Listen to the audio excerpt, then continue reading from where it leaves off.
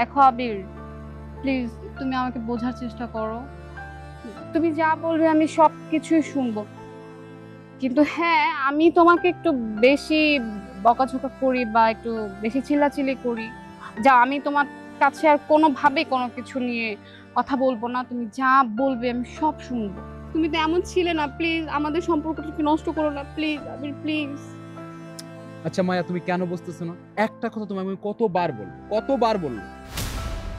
আচ্ছা তোমার কি একটাবার মনে হচ্ছে না আমাদের এত সুন্দর সম্পর্কটা তুমি কেন নষ্ট করছো? আচ্ছা শোনো, তুমি আজকের পর থেকে সিগারেট খেলে আমি কিচ্ছু বলবো না। আচ্ছা প্লিজ তারপর আমাদের সম্পর্কটা নষ্ট করো না প্লিজ। মায়া, তুমি কিন্তু এক্সেস করে ফেলছো। আমি তোমাকে বারবার একটি কথা বলছি, তোমার সাথে আমি রিলেশনশিপ রাখতে পারবো না। তুমি কেন বোঝো না এটা? আচ্ছা আচ্ছা কেন রাখবে না বলো, আমাকে কারণ বলো। তুমি তুমি কেন রাখতে চাচ্ছ না? অনেকগুলো কারণ আছে। কয়টা বলবো বল? একটা বলতে পারি শুধু, তোমাকে মিথ্যে বলার ইচ্ছা আমার নেই। আমি সত্যটা বলতে চাই। অ্যাকচুয়ালি আমি অন্য একটা রিলেশনশিপে জড়িয়ে গেছি। হোয়াট? প্লিজ প্লিজ প্লিজ মিথ্যা বলো না, মিথ্যা বলো না। আমার মাথা ঠিকই আছে, তোমার মাথা হয়তো নষ্ট হয়ে গেছে। যেটা সত্য সেটাই বললাম। আমরা দুজনে মিলে প্ল্যানিং করেছি খুব শীঘ্রই আমরা বিয়ে করে ফেলবো। কি? তুমি কি চাইতে বলতেছো? বিয়ে করবা মানে? দেখো ফ্যামিলি থেকে যদি তোমাকে কোনো চাপ দেয়, প্রেশার দেয়, ওকে ফাইন আমি মানবো, কিন্তু প্লিজ তুমি রিলেশনটা নষ্ট করো না প্লিজ। মায়া, তুমি যে সহজ বিষয়টা বুঝতে চাচ্ছ না। আমি তোমাকে বোঝালাম বারবার, আমার ফ্যামিলি থেকে কোনো চাপ, কোনো নিষেধাজ্ঞা নেই। হোয়াট? কি বলতেছে এই ছেলে জাতা?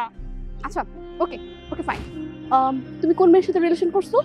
আমার একটা শর্ত আছে, তুমি যদি আমাকে সে মেয়েকে দেখাও আমি তোমার লাইফ থেকে চলে যাব। দেখাতে পারি, তবে একটি শর্তে।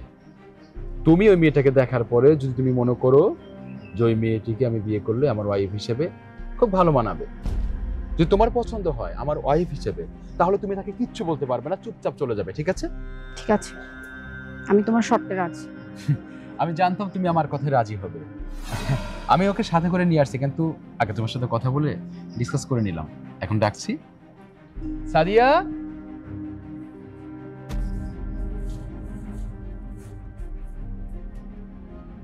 এই হচ্ছে আমার পিয়ন্সে।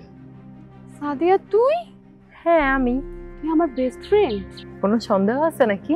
তুই আমার বেস্ট ফ্রেন্ড? আমি তোর বেস্ট ফ্রেন্ড। কি অবস্থা, তোর সংসার কেমন চলছে? তোর লজ্জা করে না? হ্যাঁ তুই কিভাবে আমার বেস্ট ফ্রেন্ড হয়ে তুই আমার বয়ফ্রেন্ডের দিকে নজর দেস? ছি সাদিয়া ছি, আমি তোরে নিয়ে আমার বয়ফ্রেন্ডের বার্থডেতে কেক কাটছিলাম।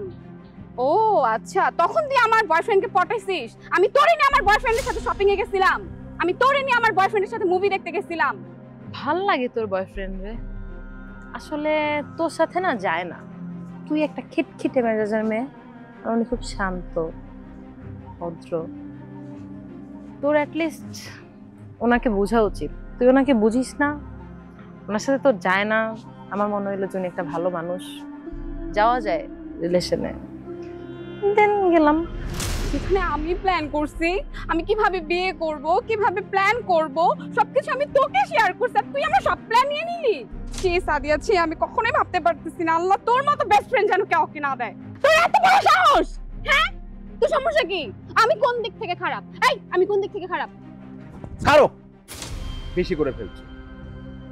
আমি বলছি না তুমি কোনো দিক থেকে খারাপ।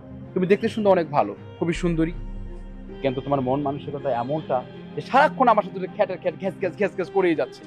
এই বলো না, এই করো না, সেই করো না, এদিকে যেও না, এটা খাবে না, সেটা করবে না, সিগারেট নেবে না।